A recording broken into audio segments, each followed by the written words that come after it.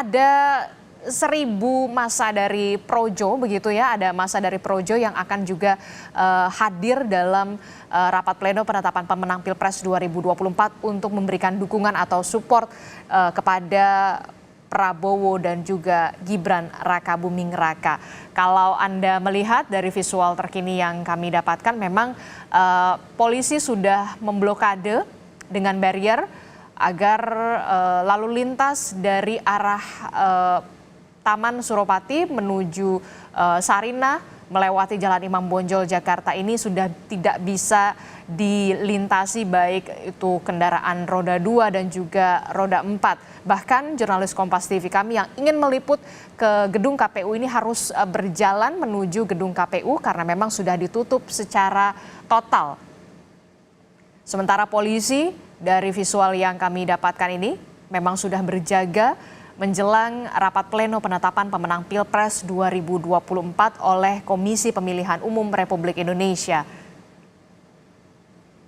KPU sendiri memang sudah mengundang beberapa pihak, salah satunya adalah Presiden, kemudian sejumlah pihak terkait, termasuk juga peserta Pilpres, baik itu dari kubu 01, Anies Muhaimin, ataupun kubu 03 Ganjar Mahfud. Tapi dari informasi yang kami dapatkan memang calon presiden pemilu 2024 Anies Baswedan ini terkonfirmasi akan hadir untuk mengikuti atau menyaksikan bagaimana rapat pleno penetapan pemenang Pilpres 2024. Sementara untuk pasangan Ganjar Mahfud ini belum terkonfirmasi apakah akan hadir atau tidak.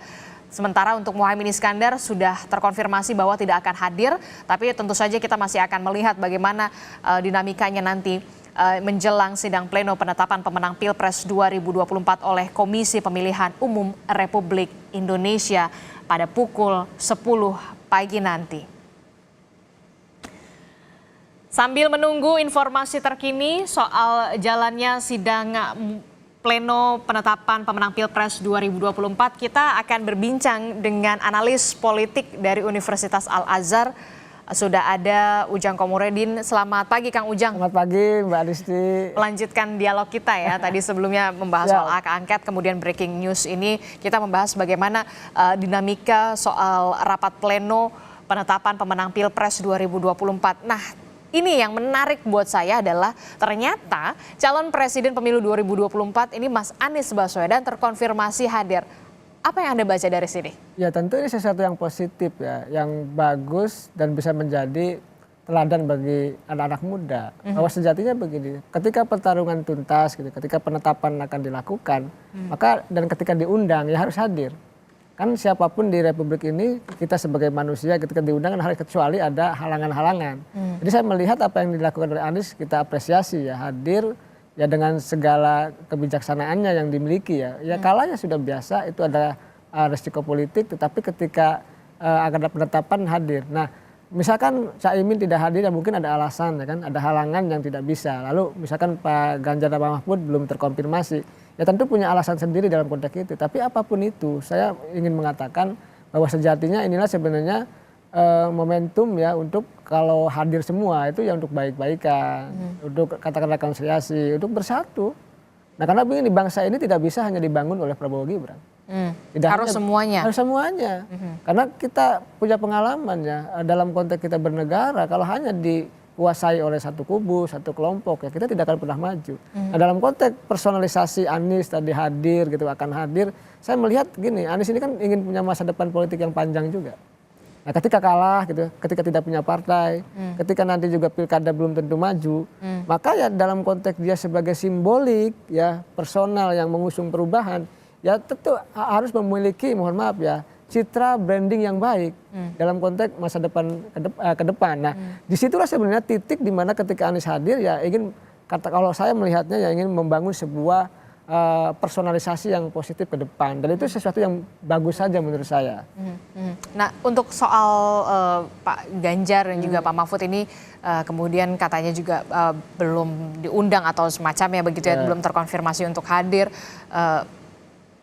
Apa yang Anda lihat dari sini? Apakah memang kan kemarin PDI Perjuangan mengatakan masih ada upaya atau ikhtiar hukum begitu ya dari jalur hukum menggugat di PT UN. Apakah ini juga menjadi salah satu alasan kemudian pasangan Ganjar Mahfud ini tidak menghadiri atau belum menghadiri sidang pleno ini? Ya bisa jadi Mbak Adisti ya, karena memang bisa jadi ada perintah partai ya untuk tidak menghadiri. Tapi saya, Anda melihat ada perintah itu? kalau saya bisa jadi itu dalam arti bisa aja bisa tidak. Oke. Tetapi begini, ada dua hal yang kontradiktif kalau itu perintah. Kalau begini, kan gini, ketika PDIP belum mengakui kemenangan ketika penetapan oleh MK, kan Ganjar Mahfud sudah menerima dan sudah mengatakan selamat bekerja.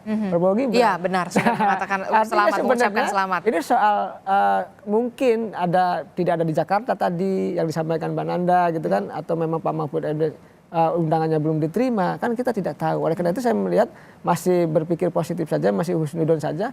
Ya seandainya undangan itu diterima ya, dan Pak Mahfud MD ada di Jakarta ya untuk hadir, untuk menunjukkan kepada kita semua anak-anak bangsa bahwa tadi sekencang apapun perbedaannya, ketika sudah diputuskan MK dan akan ditetapkan, ya masih bisa untuk saling bersilaturahmi, masih bisa ngopi-ngopi lah Mbak Adisti. Karena begini, tadi dalam konteks kita hadir atau tidaknya seseorang dalam sidang penetapan ini memang bukan menjadi kewajiban, bukan sesuatu yang wajib harus hadir. Tetapi menurut hemat saya ini menjadi sebuah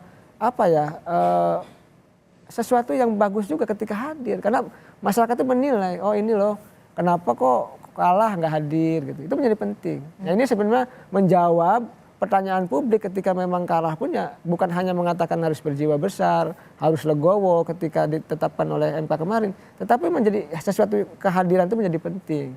Wujud atau jasad di KPU itu menjadi penting. Tetapi tadi kita juga tidak bisa menyalahkan Pak Ganjar, Pak Mahfud atau Cak Imin karena pasti punya alasan masing-masing untuk tidak bisa hadir begitu.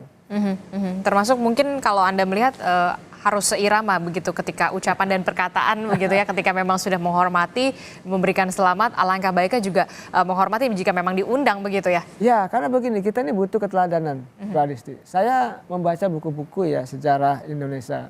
Kita punya Bung Karno, Bung Hatta, Hamka, Sahril, banyaklah tokoh-tokoh lainnya, saya tidak sebutkan satu persatu.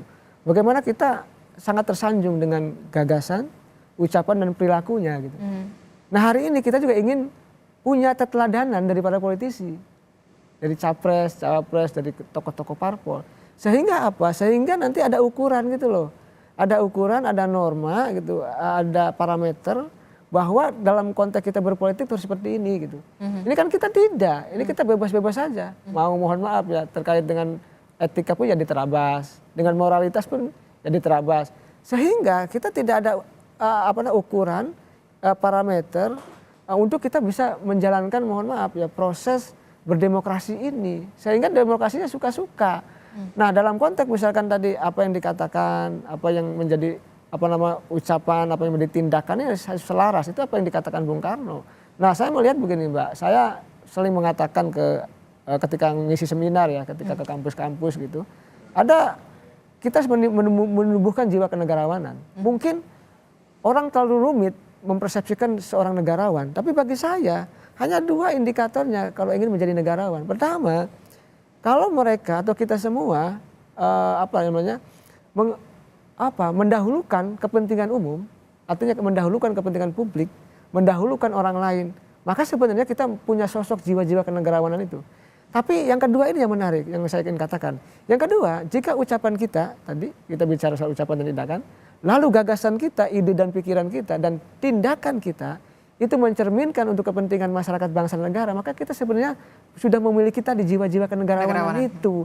Nah ini yang harus ditumbuhkan oleh para elit. Memberikan teladan bagi masyarakat, memberikan juga contoh bagi masyarakat demokrasi yang baik, demokrasi yang sehat itu seperti apa? Kita ini minus keteladanan dari elit sekarang. Nah misalkan perdebatan di parlemen juga, mohon maaf konsepsinya tidak ada konsepsi yang idealis, yang ideologis. Ini agak mohon maaf, agak berkurang. Dulu kita mengenai atau berdebat di Konstituante, kita baca gitu risalahnya, luar biasa. Tapi saya tidak menyalahkan, karena mungkin perkembangan zaman, ya karena mungkin situasi yang berbeda. Nah dalam konteks itu saya melihat kalau Indonesia ingin maju, ya kita tata bersama dari mulai elitnya hingga rakyatnya gitu, agar proses ke depan itu lebih baik dari hari ini begitu.